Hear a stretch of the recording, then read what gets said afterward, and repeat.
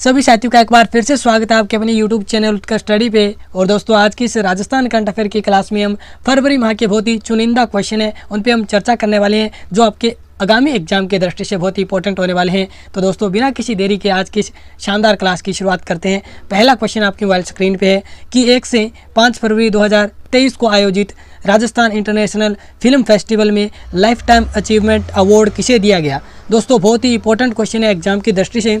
और हम बात करें रिफ यानी राजस्थान इंटरनेशनल फिल्म फेस्टिवल जो कि 1 से 5 फरवरी 2023 को आयोजित किया गया और इसका ये 9वां संस्करण था और इसका आयोजन जयपुर में किया गया। और इस फिल्म फेस्टिवल में परीक्षित साहनी को लाइफ टाइम अचीवमेंट अवार्ड दिया गया। और दोस्तों परीक्षित साहनी है, इन्होंने बहुत सी बॉलीवुड फिल्मों में काम किया है और इन्होंने जो फेमस इनकी जो फिल्म हम कह सकते हैं जिनमें इन्होंने काम किया है वो 3 इडियट्स है। ठीक है, तो याद रखिएगा। नेक्स्ट क्वेश्चन की ओर हम चलते हैं। और दोस्तों सारे क्वेश्चन मैंने चुनिंदा क्वेश्चन लिए हैं जो आपके आगामी एग्जाम के लिए बहुत ही महत्वपूर्ण है। नेक्स्ट क्वेश्चन की ओर हम बढ़ते हैं। ये क्वेश्चन भी इंपॉर्टेंट है कि केंद्र सरकार की हाल ही में जो ताज़ा रिपोर्ट है उसके अनुसार राजस्थान में किसानों की औसत मासिक आय यानी जो मंथली इनकम कितनी है। तो याद रखिएगा दोस्तों जो किसानों की राजस्थान में मंथली इनकम है वो है 12,520 रुपये। तो यहाँ पे ए नंबर ऑप्शन है इस क्वेश्चन का राइट आंसर होगा। अगले क्वेश्चन की ओर हम बढ़ते हैं। अगला क्वेश्चन दोस्तों योजना से संबंधित है कि जो मुख्यमंत्री बाल गोपाल योजना है उसके तहत बच्चों को अब दूध का वितरण सप्ताह में कब किया जाएगा। अब दोस्तों पहले देखिएगा जब ये योजना स्टार्ट हुई थी और ये योजना स्टार्ट कब हुई थी तो 29 नवंबर 2022 को ये योजना स्टार्ट हुई थी। और जब ये योजना स्टार्ट हुई थी उसमें बच्चों को सप्ताह में 2 दिन दूध है वो पिलाया जाता था। वो 2 दिन कौन से हैं तो मंगलवार और शुक्रवार। लेकिन अब क्या हो गया है जो 2 बार है इनको चेंज कर दिया गया है और अब कर दिया गया है बुधवार और शुक्रवार। तो ये क्वेश्चन आपको क्लियर हो गया होगा। इसका राइट आंसर है सी नंबर ऑप्शन, यानी अब बच्चों को जो दूध है सप्ताह में बुधवार और शुक्रवार को पिलाया जाएगा। पहले मंगलवार और शुक्रवार को पिलाया जाता था। मुख्यमंत्री बाल गोपाल योजना की शुरुआत कब हुई 29 नवंबर 2022 और इसकी घोषणा किस बजट में की गई 2022-23 के बजट में। और इसी दिन एक योजना और स्टार्ट हुई थी दोस्तों, वो आपको बताना है कमेंट बॉक्स में। ठीक है, नेक्स्ट क्वेश्चन की ओर हम बढ़ते हैं। चौथा क्वेश्चन आपके सामने आ रहा है कि 4 फरवरी 2023 को प्रधानमंत्री ने दिल्ली मुंबई ग्रीनफील्ड एक्सप्रेसवे के किस खंड का उद्घाटन किया।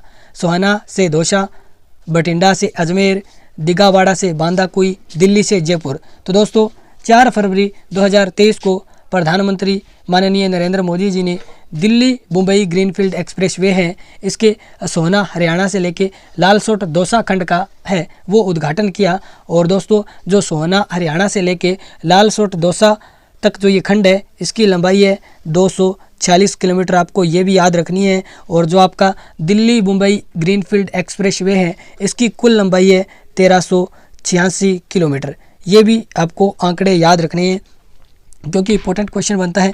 दिल्ली मुंबई ग्रीनफील्ड जो एक्सप्रेसवे है इसकी लंबाई कितनी है 1386 किलोमीटर। ठीक है, और यहाँ पे आप फोटो में देख सकते हैं कि जो हमारे माननीय प्रधानमंत्री नरेंद्र मोदी जी हैं वो इस दिल्ली मुंबई एक्सप्रेसवे के पहले खंड यानी सोहना से लेके जो दौसा लालसोट दौसा तक है उसका उद्घाटन कर रहे हैं। और यहाँ पे ये आपके सामने दिल्ली मुंबई एक्सप्रेसवे है और ये दोस्तों 4 लाइन आपको दिख रहा है।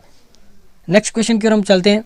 5वां क्वेश्चन, ये क्वेश्चन भी इंपॉर्टेंट है क्योंकि दोस्तों 3 दशक के बाद राजस्थान विधानसभा में विशेषाधिकार हनन प्रस्ताव है वो पेश किया गया है। तो इसलिए इंपॉर्टेंट है कि 3 दशक बाद राजस्थान विधानसभा में विशेषाधिकार हनन प्रस्ताव पेश किया गया है। संविधान में राज्य विधायी विशेषाधिकार का उल्लेख किस अनुच्छेद में है। तो दोस्तों ये जो विशेषाधिकार हनन का प्रस्ताव पेश किया गया है और इस विधायी विशेषाधिकार का उल्लेख है वो संविधान के अनुच्छेद 194 में है। तो ए नंबर क्वेश्चन इस क्वेश्चन का राइट आंसर होगा। अगले क्वेश्चन की ओर हम बढ़ते हैं दोस्तों, लेकिन इससे पहले हम बात करेंगे अनुच्छेद 112 की यानी आर्टिकल 112 की बात करेंगे। तो 112 जो आर्टिकल है उसमें क्या लिखा हुआ है, उसमें दोस्तों 1 वर्ष के केंद्रीय बजट को वार्षिक वित्तीय वितरण कहा जाता है। यानी संविधान में बजट शब्द का कहीं भी उल्लेख नहीं है, जबकि बजट के लिए कौन सा शब्द है वो इस्तेमाल किया गया है तो वार्षिक वित्तीय वितरण यानी AFS यानी एनुअल फाइनेंशियल स्टेटमेंट। तो दोस्तों याद रखिएगा, संविधान में यानी हमारे भारत के संविधान में बजट शब्द का कहीं भी इस्तेमाल नहीं किया गया है। इसके स्थान पर यानी बजट के स्थान पर वार्षिक वित्तीय वितरण यानी एनुअल फाइनेंशियल स्टेटमेंट यानी AFS का जिक्र किया गया है। ठीक है, और बजट का जिक्र है वो संविधान के किस अनुच्छेद में किया गया है? तो 112 याद रखिएगा। लेकिन बजट का नाम बजट नहीं है, यहाँ पे क्या है? वार्षिक वित्तीय वितरण। नेक्स्ट क्वेश्चन की ओर हम बढ़ते हैं। छठा क्वेश्चन दोस्तों, ये क्वेश्चन भी इंपॉर्टेंट बन सकता है कि हाल ही में किस अभयारण्य में बाघिन T114 और उसके शावक की मौत हो गई?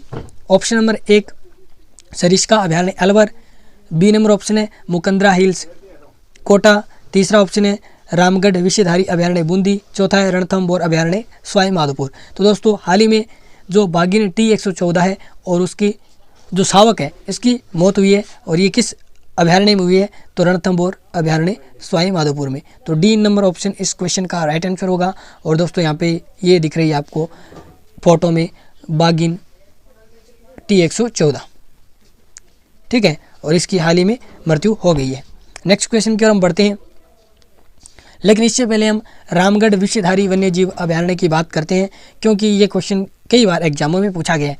तो दोस्तों रामगढ़ विषधारी वन्यजीव अभयारण्य बूंदी में है, ठीक है, ये कहाँ पे है? बूंदी जिले में है, और ये राजस्थान का चौथा टाइगर रिजर्व है, बाघ अभयारण्य है, और भारत का 52वां।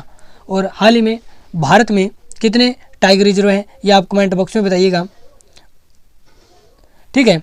यानी आपको बताना है कि भारत में वर्तमान में कितने टाइगर रिजर्व हैं, ये आपको कमेंट बॉक्स में बताना है। और नवीनतम है उसका नाम है रानीपुर टाइगर रिजर्व, जो कि यूपी में है, लेकिन आपको संख्या बतानी है कि कितने टाइगर रिजर्व हैं। नेक्स्ट क्वेश्चन की ओर हम बढ़ते हैं दोस्तों, ये क्वेश्चन भी इंपॉर्टेंट है, 7वां क्वेश्चन, कि भारतीय शिक्षा विभाग द्वारा जारी all India survey on higher education के वर्ष 2020-21 रिपोर्ट के अनुसार देश में सबसे ज़्यादा विश्वविद्यालय किस राज्य में है? तो दोस्तों सीधा सीधा आपको याद रखना है कि जो भारतीय शिक्षा विभाग द्वारा जारी जो रिपोर्ट है all India survey on higher education की जो रिपोर्ट है उसके अनुसार देश में सबसे ज़्यादा जो विश्वविद्यालय हैं वो हमारे राजस्थान राज्य में है। सी नंबर ऑप्शन इस क्वेश्चन का राइट आंसर होगा। अगले क्वेश्चन की ओर हम बढ़ते हैं दोस्तों। 8वां क्वेश्चन है कि जो 29वीं जूनियर नेशनल ताइक्वांडो चैंपियनशिप में राजस्थान के किस खिलाड़ी ने स्वर्ण पदक जीता? कृष्णा नागर, राहुल डागर, सिमरन मेघवासी। तो दोस्तों जो 39वीं जूनियर नेशनल ताइक्वांडो चैंपियनशिप हुई थी उसमें राजस्थान के 2 खिलाड़ियों ने स्वर्ण पदक जीता था, उनका नाम है राहुल डागर और सिमरन मेघवासी। तो ये भी आप याद रखिएगा, खेल से संबंधित बहुत सारे क्वेश्चन एग्जामों में पूछे जाते हैं। नेक्स्ट क्वेश्चन की ओर हम बढ़ते हैं। 9वां क्वेश्चन आपके सामने आ रहा है कि जो मुख्यमंत्री युवा संबल योजना है उसमें कौन सा जिला नंबर 1 रैंक पे है? तो दोस्तों मुख्यमंत्री युवा संबल योजना जिसकी शुरुआत 1 फरवरी 2019 को हुई थी, इसमें सबसे 1 नंबर रैंक पे है वो उदयपुर जिला है। बी नंबर जो कोई ऑप्शन है वो इस क्वेश्चन का राइट आंसर होगा। और मुख्यमंत्री युवा संबल योजना को पहले अक्षत योजना के नाम से भी जाना जाता था, और ये मैं डेली करंट अफेयर की क्लास में आपको मैंने 2 बार ये बात बता दी है, ठीक है। डेली जो मैं करंट अफेयर की क्लास लेता हूँ वो भी आप देख सकते हैं। नेक्स्ट क्वेश्चन की ओर हम बढ़ते हैं। 10वां क्वेश्चन कि प्रधानमंत्री की अध्यक्षता में केंद्रीय मंत्रिमंडल ने भारत के 22वें विधि आयोग के कार्यकाल को कब तक बढ़ाया गया है? ठीक है, यानी कब तक बढ़ाने की मंजूरी दी गई है? तो दोस्तों जो प्रधानमंत्री की अध्यक्षता में केंद्रीय मंत्रिमंडल है उसमें जो 22वां विधि आयोग है जिसके अध्यक्ष ऋतुराज अवस्थी हैं, ये भी आपको याद रखना है कि 22वां जो विधि आयोग चल रहा है और इसके जो वर्तमान अध्यक्ष हैं वो ऋतुराज अवस्थी है। और विधि आयोग की स्थापना अगर हम बात करें भारत में तो 1955 में हुई थी, और पहले विधि आयोग के अध्यक्ष हैं वो MC शीतलवाड़ थे, ये भी आपको याद रखनी है बात। और अब देखिएगा कि जो इसका हाल ही में कार्यकाल बढ़ाया गया है वो कब तक बढ़ाया गया है या मंजूरी दी गई है? तो ये 31 मार्च 2024 तक, ठीक है। बी नंबर ऑप्शन इस क्वेश्चन का राइट आंसर होगा। नेक्स्ट क्वेश्चन की ओर हम बढ़ते हैं दोस्तों कि दिल्ली में आयोजित टूरिज्म एंड सर्वे अवार्ड समारोह में किस राज्य को बेस्ट इमर्जिंग डेस्टिनेशन और मोस्ट सीनिक रोड अवार्ड के लिए चुना गया? तो दोस्तों यहाँ पे आपको रंग बिरंगा हमारा जो राज्य है राजस्थान दिख रहा है। तो दोस्तों हाल ही में जो टूरिज्म एंड सर्वे अवार्ड है समारोह, उसमें बेस्ट इमर्जिंग डेस्टिनेशन और मोस्ट सीनिक रोड अवार्ड है हमारे राजस्थान राज्य को मिला। नेक्स्ट क्वेश्चन की ओर हम बढ़ते हैं। 12वां क्वेश्चन, ये क्वेश्चन भी इंपॉर्टेंट है कि केंद्रीय श्रम रोजगार एवं पर्यावरण वन मंत्री भूपेंद्र यादव ने किसे राष्ट्रीय स्तर पर आर्किटेक्चर प्रथम श्रेणी पुरस्कार से सम्मानित किया है? तो दोस्तों भीलवाड़ा के प्रतीक पराशर को आर्किटेक्चर की श्रेणी में यानी राष्ट्रीय स्तर पर प्रथम श्रेणी का पुरस्कार दिया गया है। और ये दोस्तों यहाँ पे जो प्रतीक पराशर है भीलवाड़ा के, ये यहाँ पे पुरस्कार को ग्रहण कर रहे हैं। आप देख सकते हैं इधर ये भूपेंद्र जी हैं जो कि केंद्रीय श्रम रोजगार और पर्यावरण वन मंत्री हैं। नेक्स्ट क्वेश्चन की ओर हम बढ़ते हैं दोस्तों। ये क्वेश्चन भी इंपॉर्टेंट है कि हाल ही में राष्ट्रपति द्रौपदी मुर्मू ने राजस्थान की किस शख्सियतों को संगीत नाटक अकादमी पुरस्कार से सम्मानित किया है? तो दोस्तों तीनों को ही, गफूर का मांगड़ियार जो कि बाड़मेर के हैं, नाथूलाल सोलंकी जो कि नगाड़ा वादक हैं, पुष्कर अजमेर के हैं, और विलास जानवे जो कि उदयपुर के हैं, जो कि एक लोक जो जनजातीय रंगमंच कलाकार हैं। तीनों को ही क्या मिला है? संगीत नाटक अकादमी पुरस्कार मिला है। और इसके तहत इनको जो इनाम स्वरूप राशि मिली है वो 1 लाख रुपए मिली है। ये भी आपको याद रखना है, ठीक है। नेक्स्ट क्वेश्चन की ओर हम बढ़ते हैं। ये क्वेश्चन दोस्तों, होली आ रही है अभी आगे 7 मार्च को, ठीक है, होली है। तो दोस्तों यहाँ पे होली का क्वेश्चन तो बनता ही है कि राजस्थान पर्यटन विभाग है उसके द्वारा 4 से 7 मार्च 2023 तक अंतर्राष्ट्रीय होली महोत्सव कहाँ मनाया जाएगा? दोस्तों ये देखिए बहुत ही शानदार फोटो आपको होली की दिख रही है, रंग बिरंगी होली, ठीक है। तो ये जो फेस्टिवल है होली फेस्टिवल कहाँ पे आयोजित किया जाएगा? 4 मार्च से लेकर 7 मार्च। तो दोस्तों ये किया जाएगा पुष्कर अजमेर में। सी नंबर ऑप्शन इस क्वेश्चन का राइट आंसर होगा, याद रखिएगा। नेक्स्ट क्वेश्चन की ओर हम बढ़ते हैं दोस्तों। ये क्वेश्चन आपके सामने आ चुका है कि हाल ही में किस संग्रहालय को शिक्षा के क्षेत्र में उल्लेखनीय योगदान हेतु लिम्बका बुक ऑफ रिकॉर्ड्स 2023 में दर्ज किया गया है? तो यहाँ पे दोस्तों आपको दिख रहा है अरना झरना राजस्थान मरु संग्रहालय। ये कहाँ पे है? जोधपुर में है। और इसी को दोस्तों हाल ही में शिक्षा के क्षेत्र में उल्लेखनीय योगदान हेतु लिम्बका बुक ऑफ रिकॉर्ड्स 2023 में इसे दर्ज किया गया है। तो सी नंबर ऑप्शन इस क्वेश्चन का राइट आंसर होगा। अगले क्वेश्चन की ओर हम बढ़ते हैं। लेकिन दोस्तों आपको ये भी याद रखना है कि जो हमारा राजकीय संग्रहालय है वो बीकानेर में है, सरदार म्यूजियम है वो जोधपुर में है, और सर छोटूराम स्मारक संग्रहालय है वो हनुमानगढ़ जिले में है। ये भी आपको साथ साथ में याद रखना है। नेक्स्ट क्वेश्चन की ओर हम बढ़ते हैं। 16वां क्वेश्चन है कि देश की पहली net zero green town city कौन सी होगी जहां विश्व की सबसे ऊंची 100 मीटर की ऊंट प्रतिमा लगेगी? तो ऑप्शन आपके सामने है लूणकरणसर बीकानेर, पुष्कर अजमेर, फलोदी जोधपुर, पोखरण जैसलमेर। तो दोस्तों ये जो आपको शहर दिख रहा है ये पुष्कर है, ठीक है। यानी तो इसका मतलब जो ये देश की पहली net zero green town city होगी और विश्व की सबसे ऊंची यहाँ पे 100 मीटर की ऊंट की प्रतिमा लगेगी। इसका राइट आंसर होगा पुष्कर अजमेर। और पुष्कर अजमेर की दोस्तों हम बात करें तो यहाँ पे पुष्कर है वो देश का पहला ऐसा टाउन होगा जहाँ पे पूरी तरह से सौर ऊर्जा यानी नेट जीरो ग्रीन टाउन है वो संचालित होगा, याद रखिएगा। और दोस्तों ये जो हमारा तीर्थराज पुष्कर है इसको अयोध्या और काशी की तर्ज पर संवारा जा रहा है और राज्य सरकार के द्वारा 1 मार्च से 500 करोड़ की लागत से यहाँ पे योजना पर काम किया जाएगा। और दोस्तों अभी पुष्कर को सफ़ेद रंग से रंगा जाएगा और यहाँ पे आप देख रहे हैं कि रंगा जा रहा है पुष्कर को, ठीक है। नेक्स्ट क्वेश्चन की ओर हम बढ़ते हैं कि वर्ल्ड सस्टेनेबिलिटी संस्था द्वारा किसे global CSR excellence and leadership award और विजनरी लीडर से सम्मानित किया गया है? तो दोस्तों ये जो फोटो देख रहे हैं ये जो राजस्थान हाउसिंग बोर्ड है उसके आयुक्त हैं और ये वरिष्ठ IAS अधिकारी भी रह चुके हैं। इनका नाम है पवन अरोड़ा और इनको दोस्तों हाल ही में ये 2 अवार्ड दिए गए हैं। इन पे हम चर्चा कर लेते हैं। नीचे यहाँ पे लिखा हुआ है कि राजस्थान के जो वरिष्ठ IAS अधिकारी और राजस्थान हाउसिंग बोर्ड यानी राजस्थान आवासन मंडल जिसने हाल ही में अपना 24 फरवरी को 54वां स्थापना दिवस बनाया है उसके आयुक्त पवन अरोड़ा को मुंबई में टाइम्स समूह की वर्ल्ड HRD कांग्रेस ने प्रतिष्ठित विजनरी लीडर और प्रतिष्ठित वर्ल्ड सस्टेनेबिलिटी संस्था ने global CSR excellence and leadership award से सम्मानित किया है।